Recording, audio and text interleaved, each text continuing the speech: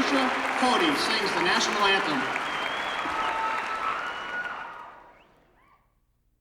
Oh, say, can you see by the dawn's early light what so proudly we held at the twilight's last gleaming, whose broad stripes and bright stars through the perilous fight o'er the ramparts we watched were so gallantly streaming, and the rocket's red glare,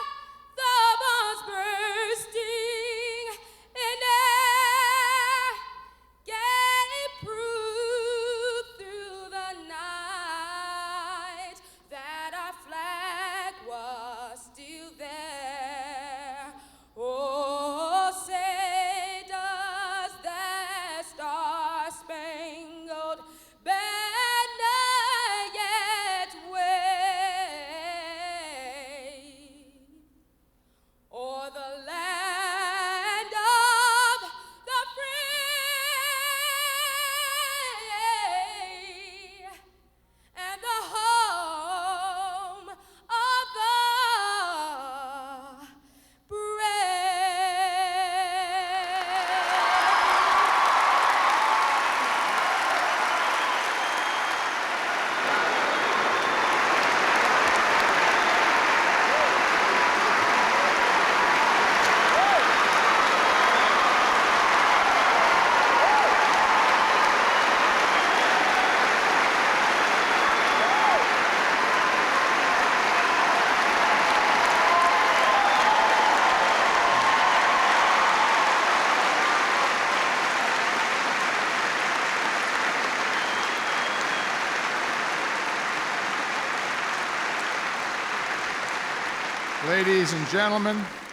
Ladies and gentlemen, please be seated.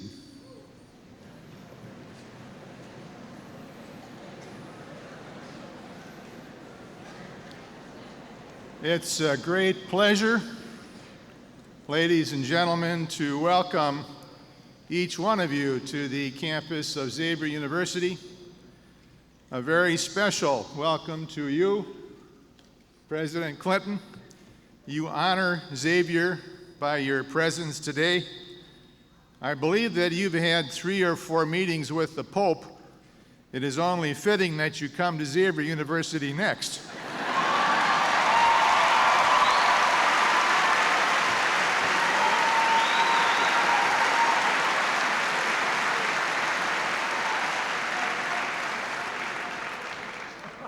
Senator John Glenn, Mayor Roxanne Qualls, thank you for being here. Your presence adds to the meaning of this event. President Clinton, your visit has sparked enormous excitement and enthusiasm on the Xavier campus and in the city of Cincinnati. One international student put it this way. She said, "I'm from the Middle East. Governments are very conservative in the Middle East, and heads of state have very little contact with the public. I can't tell you how excited I am that I am going to witness the presence and a talk from the head of state."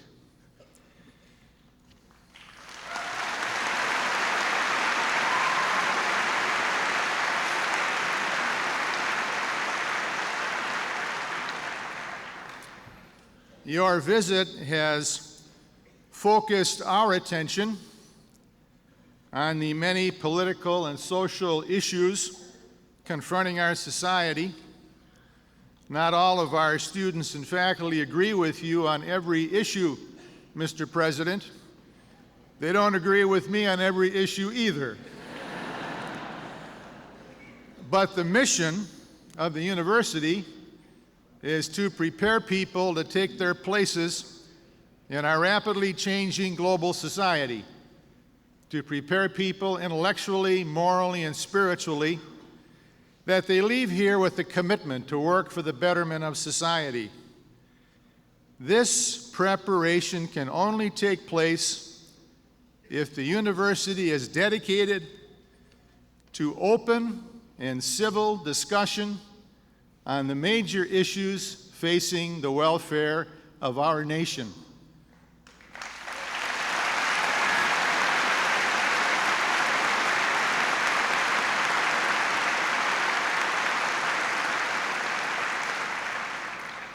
Mr. President, your visit today is promoting this discussion. You are helping us get our job done.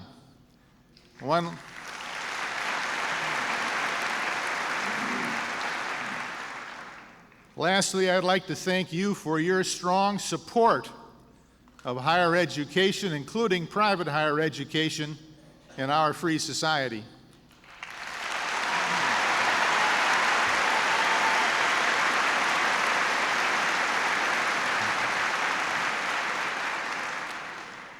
At this time, it is my pleasure to welcome Mayor Roxanne Qualls. The most important thing I can say about you, Mayor Qualls, is that the respect and admiration for you grows month by month, year by year. It just grows and grows and grows. You wear very well.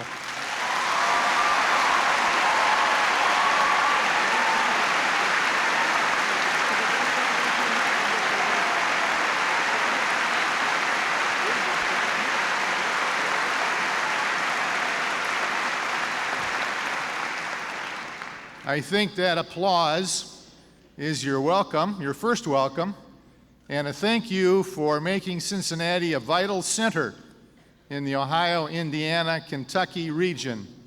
Ladies and gentlemen, I'm pleased to present the Mayor of Cincinnati, the Honorable Roxanne Qualls.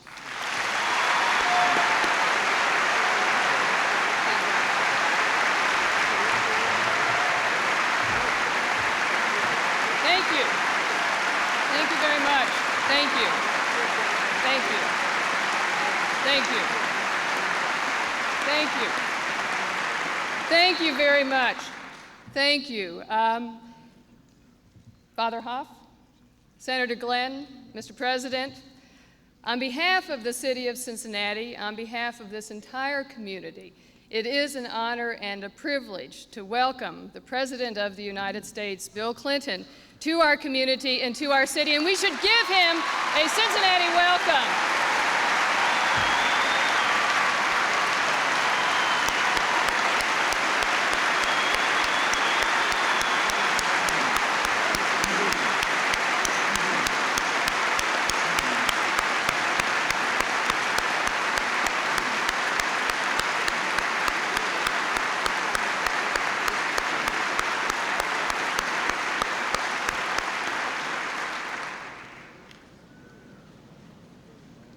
It's an honor to greet the President. He is a man of vision, of leadership, and of courage, and he brings us honor by visiting us and bringing his message to us. We have seen over the last 3 years, now almost 4 years, tremendous change as a result of his vision. He oftentimes has said, without vision, a people perish. And a vision of a community, whether that's local or national, that is civil, that accepts differences, that embraces the wide diversity which we have become and understands that it is in our diversity we find our strength. That vision forms the foundation for both effective local as well as national and international policies. We are extremely privileged in the city of Cincinnati and in the greater Cincinnati community to be hosting the President today. And I am extremely privileged to have the honor to introduce the man who will actually introduce him. See, there are some things that the mayor gets to do.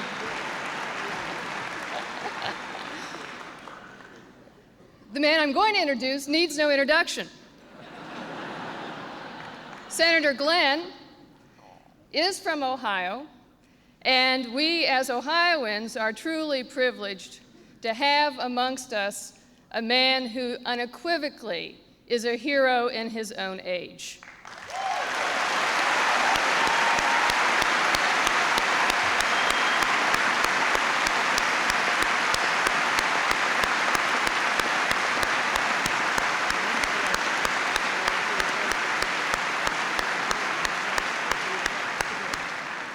He has served us, and he has served this entire nation in the military, where he had a distinguished career, in the Senate, where he has been at the forefront of leading the Senate as it expands its vision, not just of the world, but also of the universe. He brings expertise in areas of military matters as well as science and technology.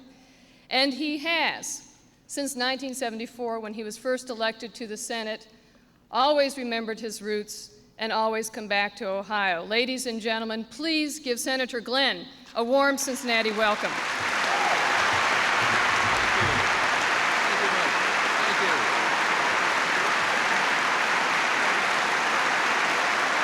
Thank you. Thank you. Thank you. Thank you.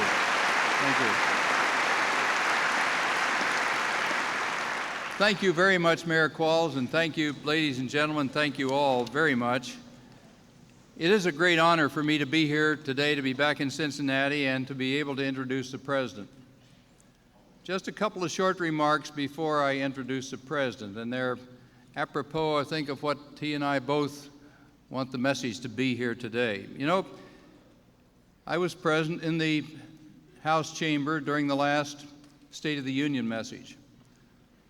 The President issued a challenge that evening, a challenge that, along with every right that we take great pride in having, there also is a responsibility. And too often we don't really exercise those responsibilities. And it's up to the government, of course, to set the general tone, to set the framework under which everything else will occur. But we have individual responsibilities that we too often do not exercise. And there are corporate responsibilities, business responsibilities that run our whole economy that we also sometimes do not exercise. Now, corporate citizenship could well be called corporate compassion by another name. And under it come such things as businesses being family friendly to their employees. If the bosses want time when someone in the family is sick, is it not right that anybody in the company should have a little time when someone in the family is sick? And so do they really go at implementing the Family and Medical Leave Act that we have passed, for instance? Do they implement it not grudgingly, but implement it enthusiastically because they're fellow human beings that are having a problem? Health care, pensions. Can we pass the Kennedy-Kassebaum bill that deals with that in Washington these days? Put ourselves in someone else's shoes when they're having problems, and can we set a government framework that at least will help this individual responsibility that the President spoke of in the challenge he issued? Can we really put ourselves in the other person's shoes? Worker retraining without the firm or outside of, in the firm or outside of it. Usually it's good for the workers and good for the company at the same time. Partnership with employees and training and having them as part of a team. Safety. No workers should have to work in areas that are unsafe. Now, all the time, this is set up in a government framework, of course, and the President took, I believe, justifiable pride that evening in pointing out some of the things that have occurred since he took office. The creation of jobs, the reduction of the deficit. You know, people don't realize that this is the first time since Harry Truman we've had the budget deficit go down 3 years in a row. 3 years in a row.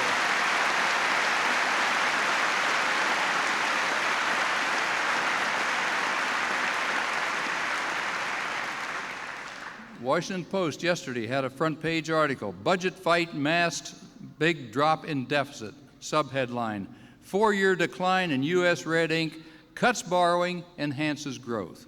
That's something to be proud of. Along with that, government size has been reduced.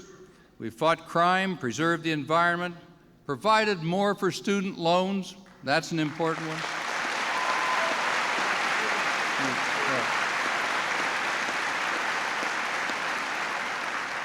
We hear all the bad things out of Washington all the time about how horrible it is to even live or work inside the Beltway. These are some of the good things, the framework that's being set so you can develop opportunities in your own lives.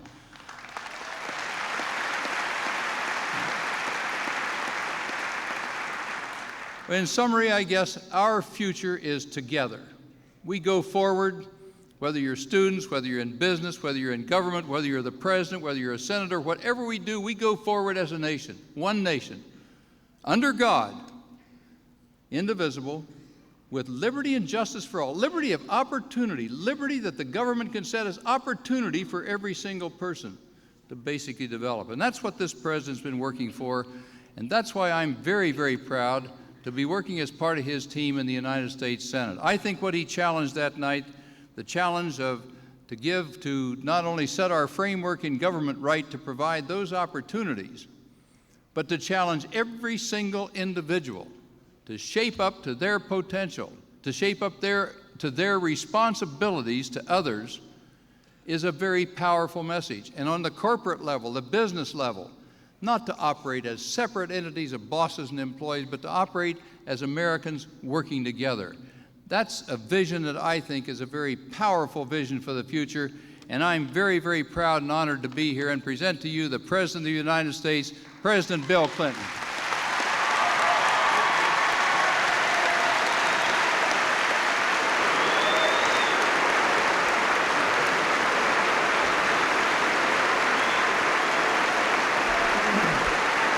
Thank you.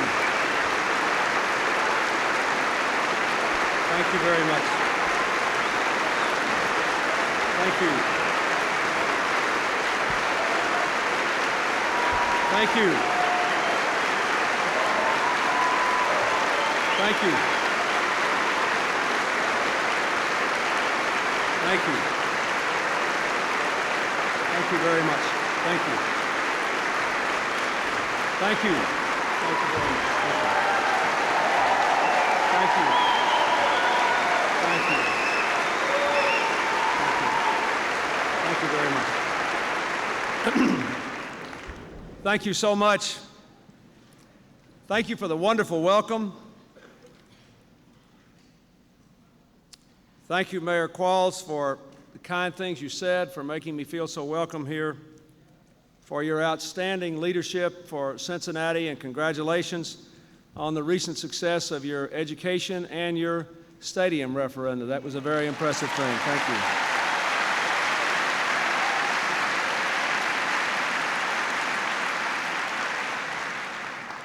Thank you, Father Hoff, for making me feel so welcome here at Xavier. You know, I graduated from Georgetown. I tell everyone that I'm the closest Baptist you'll ever get to a Jesuit, and I'm delighted to be here. The Jesuits have always been famous for their humility. I hope Father Hoff doesn't get in trouble for saying that now that I had seen the Pope 3 times, I could finally come to Xavier. But I'm trying to move up in life, and I enjoyed it. Thank you.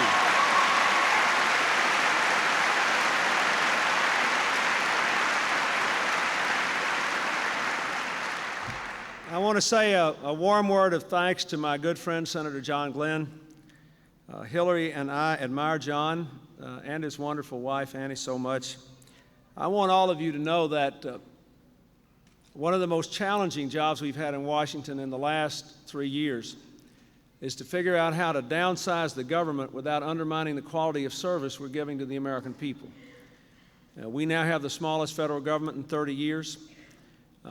It's 205,000 people smaller than it was when I took office. By the end of this year, It'll be the smallest federal government since John Kennedy was president. And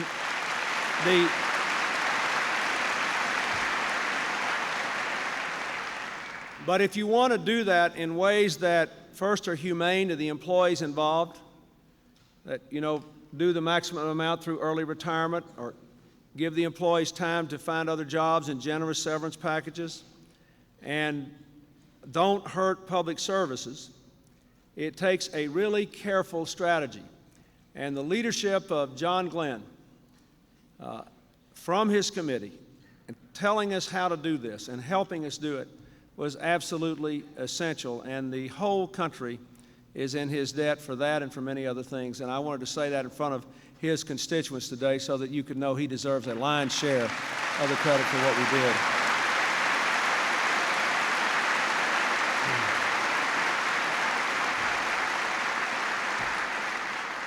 I'd like to thank the young musicians for playing Hail to the Chief so well. Thank you very much. It was a nice thing. And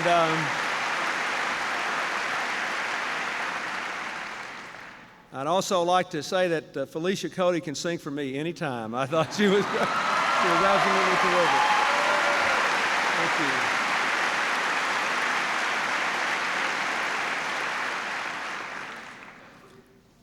you.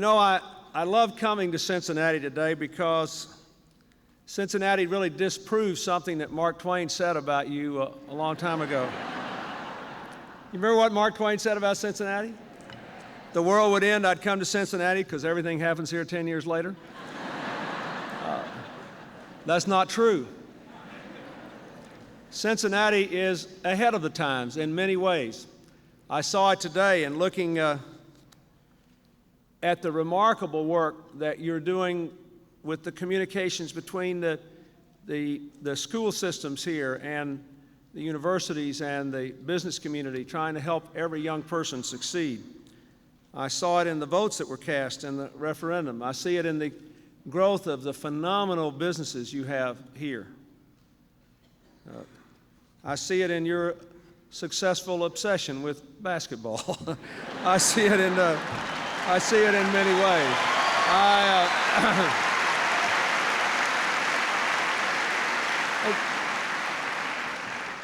So I'm honored to be here today, and what I want to talk to you about today is something that will affect the lives of every person in this audience, but especially the young people. And let me begin with a little background. I ran for president in 1992, having been governor of my state for 12 years, because I was literally obsessed with trying to deal with all the sweeping changes going on in our nation and world in a way that would allow us as a people to achieve three critical objectives. One is I wanted then and I want now for this country to go into the 21st century in a way that every American who is willing to work for it will have a shot at the American dream. Secondly, I wanted to maintain the leadership of the United States at the end of the Cold War as the world's strongest force for peace and freedom, for security and prosperity. And thirdly, I wanted to see this country come together around its basic values, not be divided, as it too often is, especially in election season. If you were to ask me 3 years later what the most important lesson as president I have learned, it is this, simply. When we are divided, we defeat ourselves. When we work together, America always wins.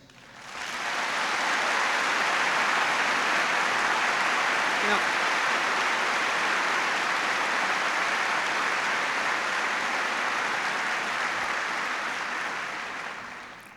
and so I began to work on these objectives.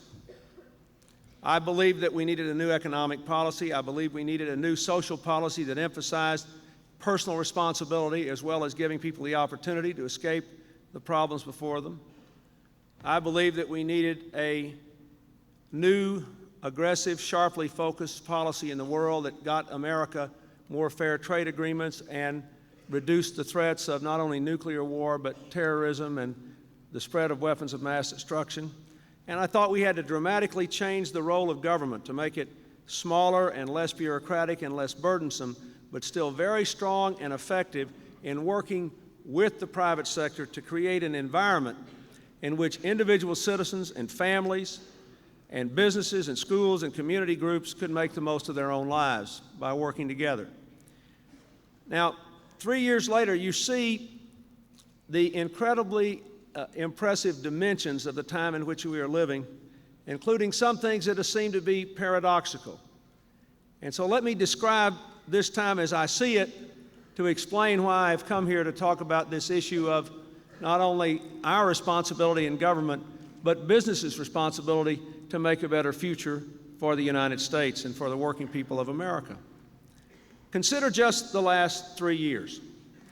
3 years ago, we had much higher unemployment. The jobs we were creating were overwhelmingly lower-paying jobs.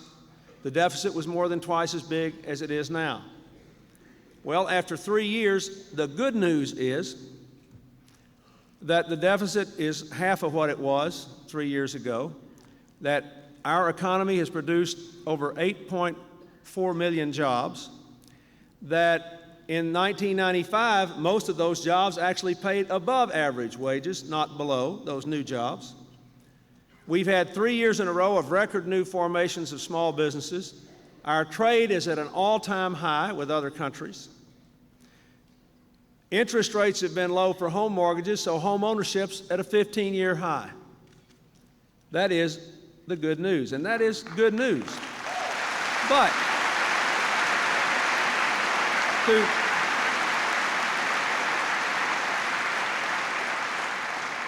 America has recovered our lost lead. We now lead again the world in the sales of automobiles and semiconductors. Every year there's a World Economic Forum in Europe that votes on the most productive economies in the world. After we had slipped to fifth 4 years ago, for the last 3 years, we've been voted first by a panel of international economists again. America is number one. That's good news.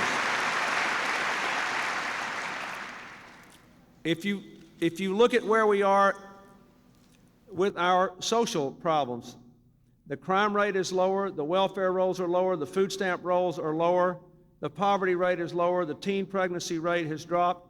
What has gone up is child support collections in the last 3 years. I think that's very hopeful for all of us. Now, we'll never come together again until we acknowledge some truths, though, the other side of this time of change. First, on the social side, all those things are lower, but they're all still too high. They're all still too high. And I'm not going to talk at great length about that today, but I will say this. If we know what brings the crime rate down, which is more police officers on the street and community policing, effective partnerships in the community, and giving our young people something to say yes to as well as something to say no to, we ought to do more of it, not less of it. We shouldn't turn away from that.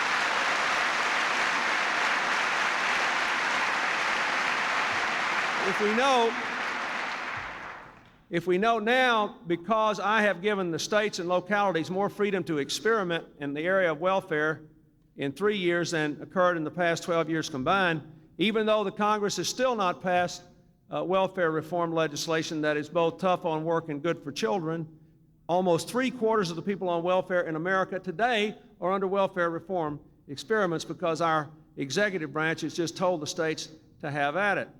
And if we know what works, which is investing in children, providing work alternatives, being tough and requiring people to go to work, but making sure there's a job there and making sure the kids aren't punished, then we ought to do more of it, not less of it. That's what we ought to do. We need to do that. But let me come back now to the economy. How do you square all those good statistics I just gave you with the fact that you constantly read articles about businesses downsizing? You constantly read articles about people who work harder and harder without a raise in years and years. You constantly see from your own experience that there are communities that have not been touched by any economic recovery. How can those two things be squared? I want to focus on that today and what everybody's responsibility is. The truth is that the good news is true, and so is the bad news. So are the problems. They are both true. Why? Because we are entering a new economy that is so different that we're going through the period of most profound change that we've been through in 100 years. It was 100 years ago when most Americans stopped living on the farm and started living in towns and cities. 100 years ago when most people stopped working on the farm and started working in factories or in businesses that supported factories or depended upon them. And when that happened, there was a great uprooting of the patterns of life in America. And a lot of people had untold new opportunities, and a lot of people had a lot of money that they never had before. And a lot of people were left out in the cold and sort of felt like they were twisting in the wind. And America developed what was called then a new progressive movement, and its first embodiment was a great Republican president, Theodore Roosevelt, which began to ask the question, what are we going to have to do together to reap the benefits of the industrial era, when most of us are now living in towns and cities, not living in the country anymore, in order that every American will be treated fairly and we can grow stronger together? That's what the big debate was. That debate went on for 50 years, from the late 1800s, arguably till the end of World War II, when with the GI Bill and a lot of other things, the United States of America built the greatest middle class the world has ever known, and we had 30 years in which all Americans' incomes were growing, whether they were in the poorest part of our income scheme or the wealthiest part. And we had a very strong, growing country that was growing together. Then along comes the information and technology revolution. And now, most economic markets are not national, they're international. The market for money, the market for products, the market for services, more and more global. Now most work is done with the mind, not with muscle, even in factories. Now, because of the information revolution, the nature of the workplace itself is changing. How could I reduce the federal government by 205,000 people and nobody know it in Cincinnati? Why?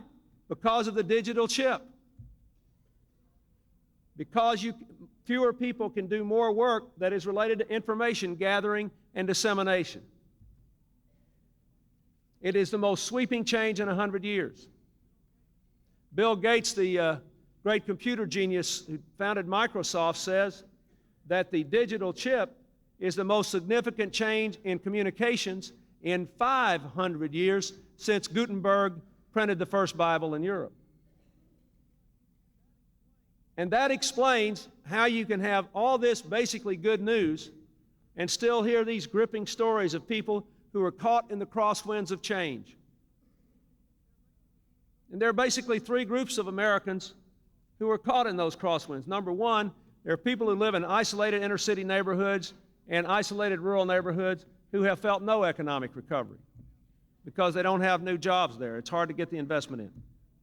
Number two, there are the people, principally those in the bottom half of the hourly wage earners of America, who work harder and harder and don't seem to ever get a raise because they don't have a special educational skill that a rich country can pay high rewards to in a global economy where people who live for things we can't live on can send products into our markets.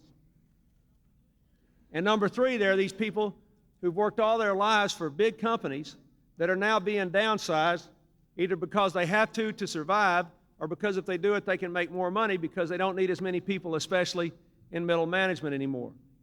And you've been seeing a lot of their gripping stories. A lot of them are about my age. You know, when you're 50 years old and you've worked for the same company for 25 years, and you've got two kids about to go to college, and you get laid off, and you think, my goodness, I'll never get a job paying this again. How am I going to send my kids to college? It's not a very comfortable thing for somebody to say, well, relax.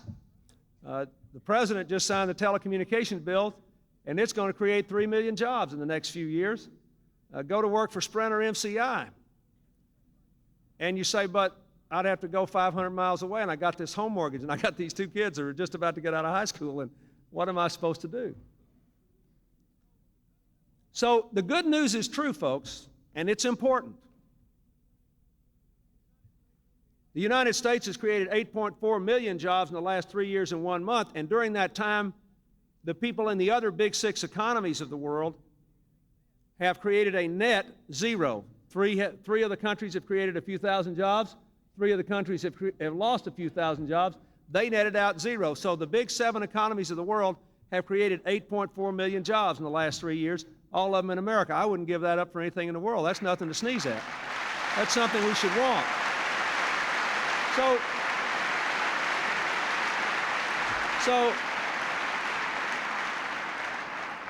So the question is, how do we do today what was done 100 years ago? How do we keep the dynamism of the American economy? How do we go forward into the future with great confidence?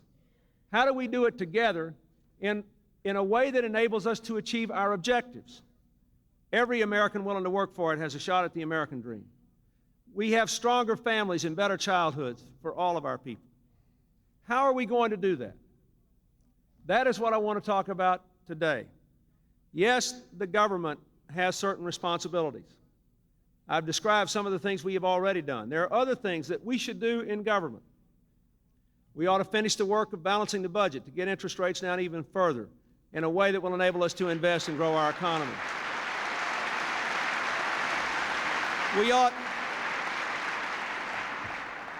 We ought to do that without cutting our investments in things like education and the environment and research and technology, in college loans and college scholarships, the things that will grow the economy. We should do that, and we can do it.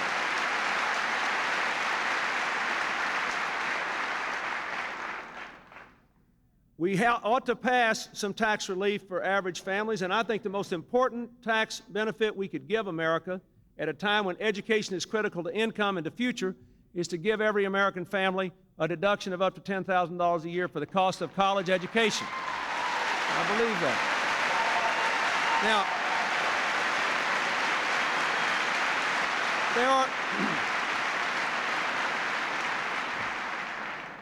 there are other things that we ought to do, but let's face it. One of the things that we have done in downsizing the government is to become even more reliant on the private sector. A far higher percentage of the new jobs created in our administration are private sector jobs as compared with the jobs created in the previous 12 years. I want it that way. But if that is true, that means that this new era puts even more responsibility on that private sector, not only to grow and do well, but to help in dealing with the dislocations, the problems, and the challenges that this new age imposes upon us. That's what I want to talk about today. And I want you to ask, I don't want to ask you if you agree with me on all these things, but at least I want you to think about this. Because we have to succeed as citizens, as workers, and as parents in order for America to grow. We all have mutual roles. And let me begin again by saying what I said before. Our business community is the engine of economic growth that's the envy of the entire world. The most fundamental responsibility of any business in a free enterprise system is to make a profit. That's how they hire people and pay them. That's how they serve their consumers. So that's important. But we recognize that there are other responsibilities as well. Some businesses are in trouble, and some businesses are so small they can only worry about the bottom line. But what I want to say to you today is that a lot of businesses in America today never make the headlines because what they're doing is good in trying to help people cope with all these changes. And in trying to help their employees cope with these changes, they're actually making more money. So as we look ahead, we should ask ourselves, what is the role of government in this new era? It should be smaller, it should be less bureaucratic, but it should be strong enough to help to create a climate which enables people to make the most of their own lives. What is the role of business in this new era? It should first and foremost do well, make money so you can hire people and contribute. But it should, whenever possible, do well in a way that strengthens families and grows the middle class in a way that develops a loyal, productive workforce for the business and keeps the middle class alive so we can support all these businesses by buying the goods and services that they produce. That is the balance that we must seek to achieve.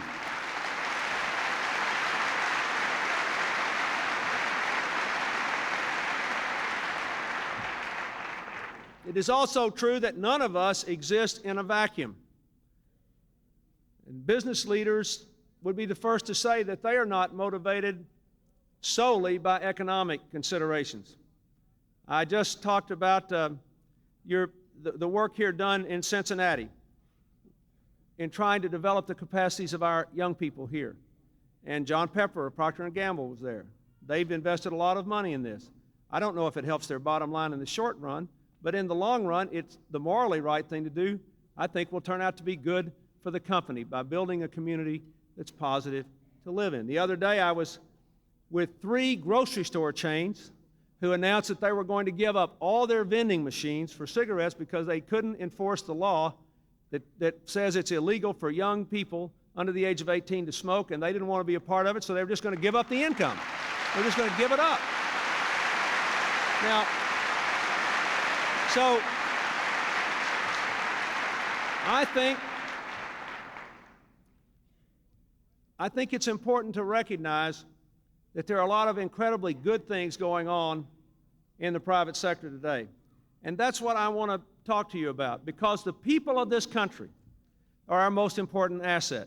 And our ability, first of all, to develop the educational capacity of our people, and secondly, to develop good values and a good sense of partnership in every workplace in America, is going to be critical to our future. Because you look at the world, you can move technology anywhere.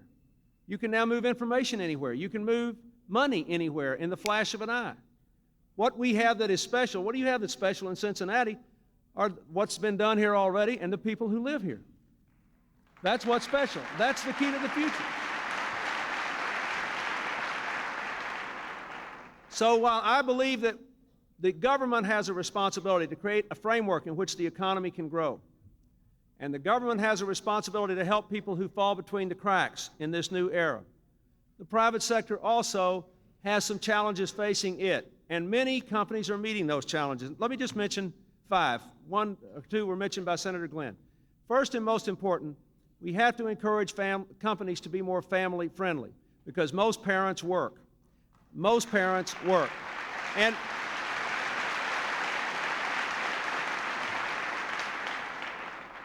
most of us who are parents believe that that's still our most important job. For all my responsibilities to you, I still think it's my most important job. So we have got,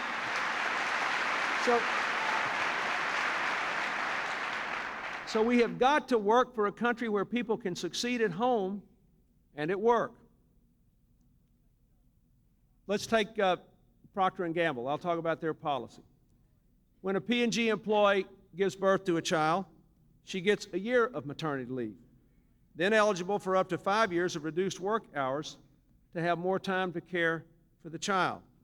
Now, arguably, that costs some money. But arguably, you get it back in a fanatically loyal employee who can stay with the company for a longer period of time. Not every company can afford to do that, but those who do wind up doing pretty well. The company offers direct subsidies for child care so that children can have a more safe and secure environment. The first major bill I signed into law was the Family and Medical Leave Act, which requires most companies, except the very smallest ones, to at least give people some time off without losing their job when there's a baby born, a sick parent, or some other kind of family emergency.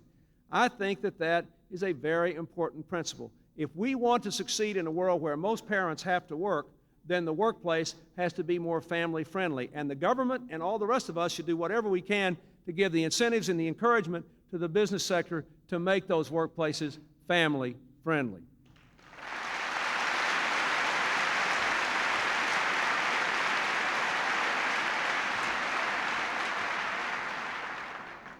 Secondly, we need to encourage companies, even the smaller businesses, to find ways to give their employees access, at least, to health care and to retirement.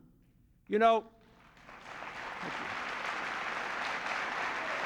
now that more and more people are working for smaller companies, we have a smaller percentage of people in the workforce with health insurance tied to their job than we did 10 years ago. And we're the only wealthy country in the world that doesn't provide a system for health insurance for all working families when they're under 65. Medicare takes care of it for everybody over 65. So this is a big challenge. The same thing is true with pensions. More and more small businesses are developing what are called defined contribution plans instead of defined benefit plans. And more people now are changing jobs before they stay 10 years on the job and before their pension vests. So what do we have to do? We don't want to stop the dynamism in the economy. If you try to freeze things, unemployment will go up. We want to keep creating jobs. So what do we have to do? We have to develop health care packages that people can carry around with them from job to job. We have to make it easier for small businesses.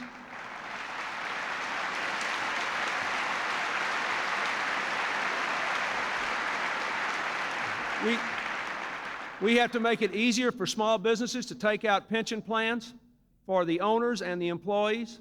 And we have to develop some portability provisions so that people can carry those pension plans around, including being able to stop contributing in the period when they're unemployed and pick it up again and make up the difference.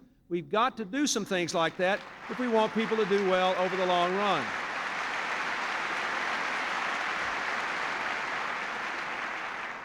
I met a young man at the airport when I came in today who wrote me a letter about his mother not being able to get health insurance, and it led to his mother being able to get health insurance. But the Kassebaum-Kennedy bill that Senator Glenn spoke about is the first step along the way. It doesn't solve all the problems, but it's a first step along our journey to developing a system that will enable the economy to continue to grow and provide some economic security for families who need it. It simply says that you can't automatically lose your health insurance when you change jobs or when somebody in the family gets sick. That's what health insurance is for, to cover people when they get sick.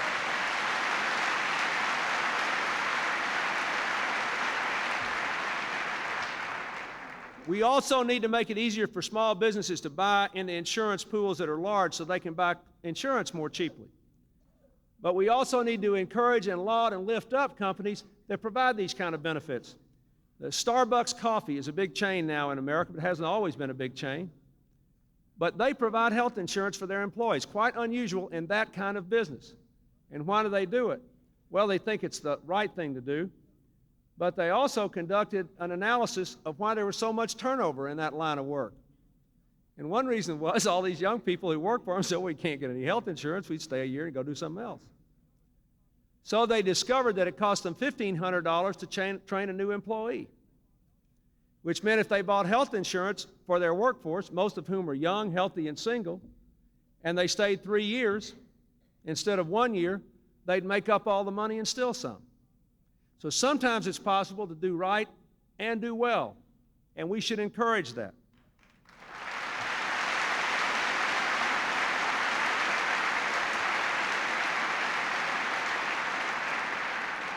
The third thing we need to do is to do more to encourage companies and to challenge them to invest in their employees.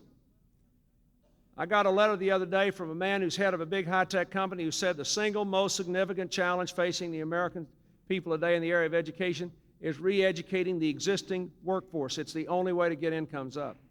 We have got to help people do that. Now, there are lots of companies that are doing this. The American people need to know about them. We need to lift them up. Others need to be encouraged to follow their lead. They should get telephone calls and ask how they did it and made money besides.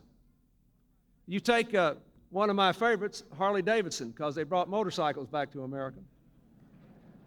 You know, they set up basic reading, writing, and math skills instruction at an on-site learning center. And they made money out of doing it because their employees became more productive. Xerox, a lot of other companies do this. United Technologies will permit a person who's an employee there to go back to school for any degree program, whatever. Doesn't even have to have anything to do with their job, and they'll pay a lot of the tuition and give them half the time off. We need to look at what the policies of good companies are and lift these companies up and ask ourselves, is there something the government can do, something the community can do to make it easier for others to do this? But this is an important thing. The fourth important point, I believe, is to encourage business to work in greater partnership with their employees. That can mean a lot of things. It can mean a greater voice in the production process. It can mean good faith and collective bargaining. It can mean gain sharing of all kinds, sharing the benefits when times are good if you have to share the burden when times are bad. It can mean that when there has to be layoffs, it can mean having policies that really work to at least let the employees know that you're doing your best to make sure they can move from this life to another one.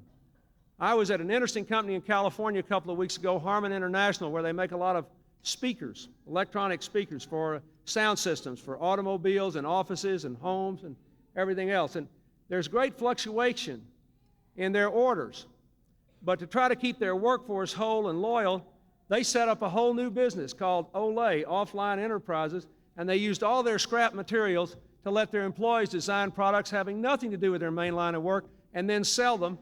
And they were able to keep a couple of hundred employees all the time that otherwise would have gone out on the street. So they can call them back without wrecking their lives. It made the company money, but it also made the company a world of reputation among the workforce that they cared about them and they were trying to keep them whole in the tough times. We need to encourage things like that and support them.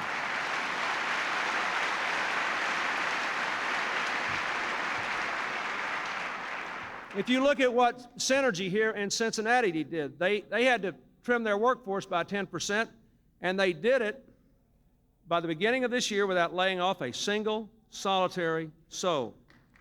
That's an important thing. They did it through early retirement incentives, through voluntary generous severance packages, and they have now put in a policy of no layoffs between now and 1999. Now, the government can't make all companies do this. For one thing, not every company could do it. There are too many differences in the market. But we all ought to be out here knowing that these things are going on and that they're good. And we ought to be able to get this information out all across America so when other companies are confronted with these challenges, they will ask themselves, are there things I can do to support the economic security of the families of the people who are working for me? Are there things the government could do not to make me do this because you can't freeze the future, but at least to create a climate in which it would be easier for me to do this and still do well? The last point I want to make is that every company has a duty to provide a safe workplace. Now, a lot of people see this as the government's duty, and it is to some extent. For 25 years or more, the Occupational Safety and Health Administration has had the responsibility of providing a safe workplace, and I've opposed the attempts in the Congress to weaken OSHA and to undermine its budget and to make it turn back on its mission. But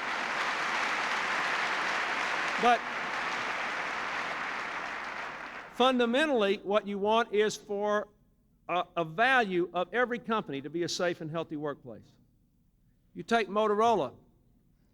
I'm proud that we work with Motorola to open up the Japanese market to their cellular telephones and help them create jobs in America. But I'm even prouder in some ways that because of their own safety programs, their own safety training, things that the government does not require them to do, injuries are 70% below the industry average in those plants. That's the sort of thing we ought to encourage. OSHA ought to be out doing more of what we're trying to do now, making partnerships with companies and saying, look, if you can figure out how to have a safer, better workplace, we could care less. You could throw the rule book away. We're interested in results. We want the employees to feel good when they go to work every day. We want them to participate in making the workplace safer. These are the elements of corporate citizenship that, together with the proper policies from the government, will enable us to move into the 21st century with the American dream alive for everybody. Just think about it. 5 simple things: family-friendly workplaces, health care and pensions, training and education, more partnership, and safe and healthy workplaces. 5 challenges that the rest of us ought not only to encourage the business community in America to meet, but to help them to meet wherever we can. Soon I will invite the chief executive officers of some of our country's best companies to come to Washington for a conference on corporate citizenship. before I leave for Japan and Russia next month. And we are going to talk about the good things that are being done and how we can spread them. We're going to talk about not how we can complain about the disruptions that the global economy is bringing to America, but how we can do something about it to guarantee more economic security to the American families that are out there doing the best they can and working hard.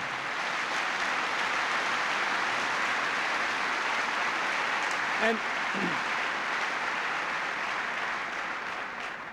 let me say again, there is no running away from this future.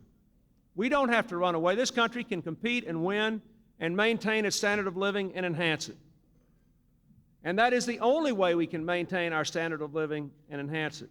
You will not find a country that has run away from the global economy who is doing as well as the United States is.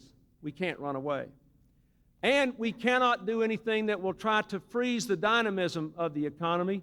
Otherwise, we won't be able to create jobs. But we can lift up those companies that are doing a good job.